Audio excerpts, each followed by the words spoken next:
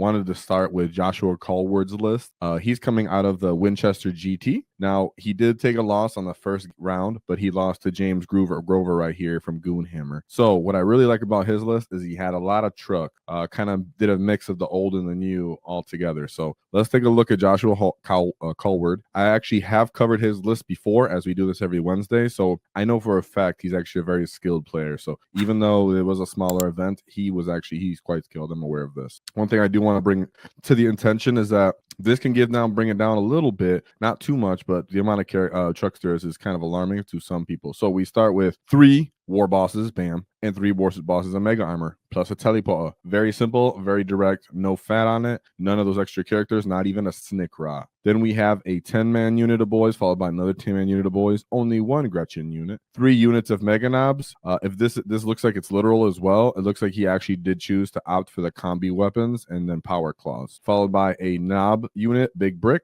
2 Storm Boys, and then 3 Warbiker units, followed by 1, 2, 3, 4, 5 Truck. So interestingly enough, he didn't even break down for 5-man unit of knobs. He said, I'm going to take my war bosses and put them in these 10-man units of boys. That's a bit old-fashioned, as in at the beginning of the edition, a lot of people did that. He felt the need to bring it back, and it ended up working out for him. But let's take a look at his path to victory, or in this case, his actual first loss and only loss was to this guy, James Grover. So James Grover brought it back to the Necrons, but what's different is he had Awakened Dynasty. So Awakened Dynasty gives you +1 to your unit if they're led by a character, and then they have strats that are to make it better for them to regenerate, and you know people hate that. So we have a Chronomancer, a Catan Shard of the Void Dragon, Luminar Suzeris. This guy is essentially still Maz. You know, he's running around. He gives reduce -1 AP in an aura, and that's very powerful going into orcs.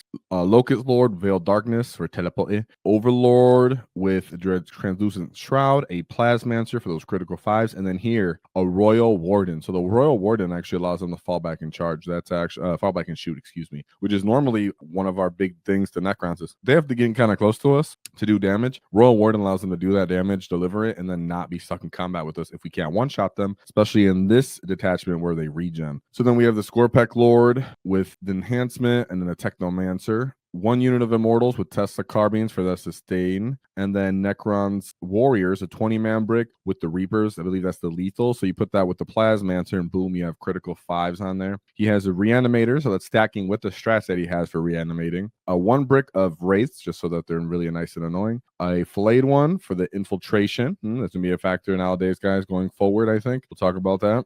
Locust Destroyer, just 1 baby unit. Locust Heavy Destroyers, and then a Scorpec Destroyer unit, which goes good with the Scorpec Lord. He does fight moderately well, but like I said, what's interesting is that these guys actually have the aura of Reduce AP and Regeneration. I can't pretend I know exactly how he played this, but it was actually quite interesting that he was able to take down, you know, that truck spam of Bully Boyz, as, you know, it could be just the volume of Bully Boyz not being really having enough to chew through full Necron units. There's a bunch of different units on here that you don't want to be stuck in a fight with and then letting them kind of regen. So we have the Warriors being able to actually fall back most likely. I can see why this was a problematic matchup for him. And it's very interesting going forward to keep that detachment in mind. That is very, very uncommon. And as you can see, the rest of his opponents were quite difficult lists. So, of course, if you're in chat, feel free to comment and say anything. I'll be sure to respond and be involved with chat. So we'll take a second look at his second matchup, Grey Knights. So Grey Knights are looking like they're the replacement for the Custodes, as in competitive people pulling them out of their pocket. Bam, I have a Grey Knights army in my back pocket. Let me throw it on the table now. Small, kind of easier to collect, so and such. So Brotherhood Librarian, 2 of them. Even with that point increase, they bring them. Why do they bring them? Because they technically have a hard time destroying high toughness units, so they require that mortal wound bomb. 2 Grandmaster Dread Knights. These guys actually do have a all-right data sheet ability for rerolling attempts like monsters and vehicles, but it's not really that interesting with the Bully Boyz. Then we have 1,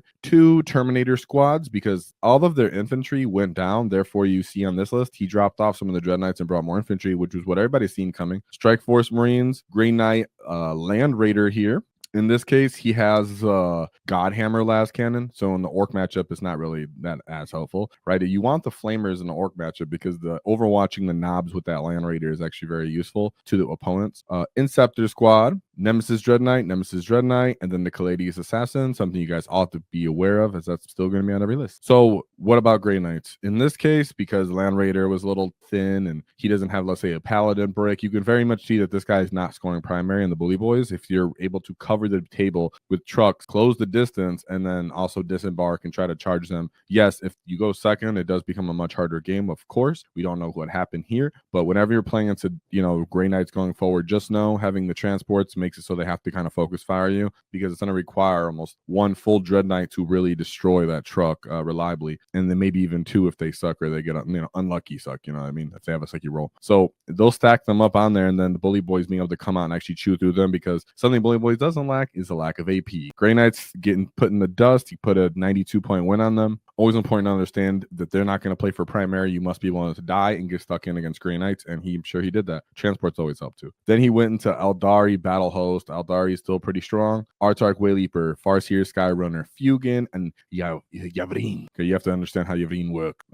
Wave Serpent, Dark Reapers. Okay, so he's bringing the heavy firepower. Shadow Spectre, Skyweaver, support weapons, Swooping Hawk, Trope, small unit of Warp Spiders, another small unit, and then another small unit. I would think that a big unit in this case, being able to double, move, get in the way, block off the boys or knobs, and then overwatch them could be a factor, but this is one of those cases where they have a bunch of small units. You do have the troop here for the Harlequins, but none of this really goes good into the Bully Boys, as you can imagine. Not focusing fire really well. They don't even have the avatar to try to hold the line with, and in this case, when you have that many trucks, I'm sure he was very much threat saturated, which is what you want for Eldar.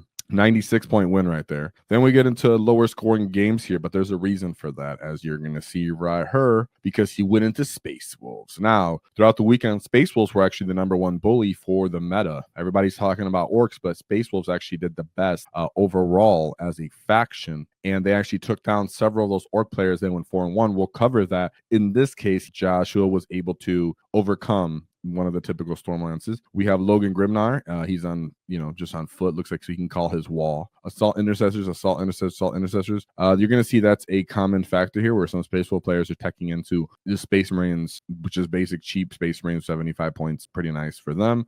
Intercessors, 80 points. And then we have more Intercessors, but jetpacks, just one. Brutalis Dreadnought, very nice for Space Wolves. Infiltrators, so you can get behind them. An Outrider squad, just to still take advantage of the detachment rules, I'm sure. Then 2 scouts, always be aware we got the scouts, boys. And then 3 units of Thunderwolf Cavalry, followed by a big brick of Wolfen. I have a great data sheet profile into Orks for the most part. And then, I would say it's a Green Tide, not into Bully Boys, right? And then another unit of Wolfen for 80 points. Those guys are nice and cheap, very fast to get the initiative from boys and run through terrain. So he actually ended up taking this win. I could be a factor of fighting on death, him going first, as in you really want to go first against this, especially because you don't, he had no infiltrators. If these guys got to go first and completely move block his trucks, that could have ended up being an impactful difference. So I have a slight inclination that he went first here. With that being said, when you see this many small power armor dudes in something like Green Tide, as we'll go over later, this could be more problematic than it is for like Bully Boys, where you can charge multiple of these units into us. If you do chew down the knobs, then we'll fight on death. If you do fight the boy unit with the war boss, they could probably beat up multiple of these units on their own because of the war boss and the knobs themselves. So it's really nice to see the 5-up emblem in the wall. You can see that Bully Boys can still hold up even into Space Wolves, which we're gonna actually on the other spectrum were actually hard, but it was his lowest scoring game, not by much, but it was a low scoring game. And then we have Drukhari. So this is a nice reactive move army, very annoying, just like the Space Wolf were. So let's take a look real quick. We have Archon Beastmaster. Okay, be aware of the Beastmaster, right? This is another one where I wonder if he went first, because the Beastmaster, I believe they get an infiltrating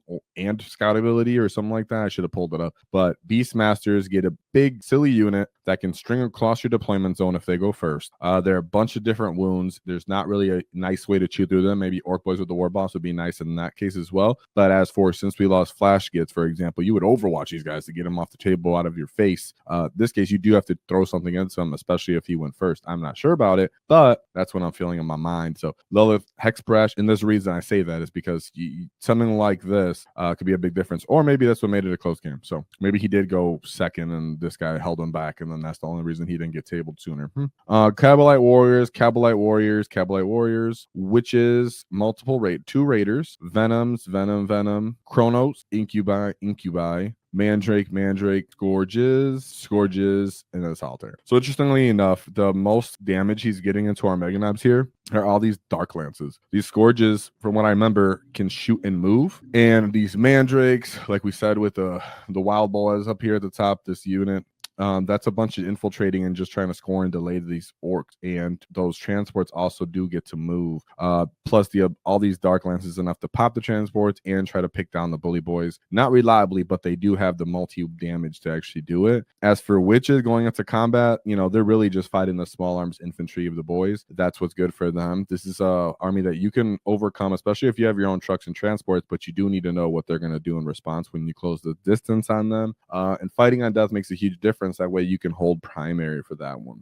Shout out to Joshua Cowlard. We've covered you before. If you ever see this, I greatly appreciate you giving us a chat sometime and joining the Discord. So shout out to Joshua Cowlard at the Winchester GT, showing us that maybe Trukk Spam with the Bully Boys is the next stage in the game. If you enjoyed the clip, check out the full video here. If you'd like to see more tactics, click here. Let's get stuck in, lads!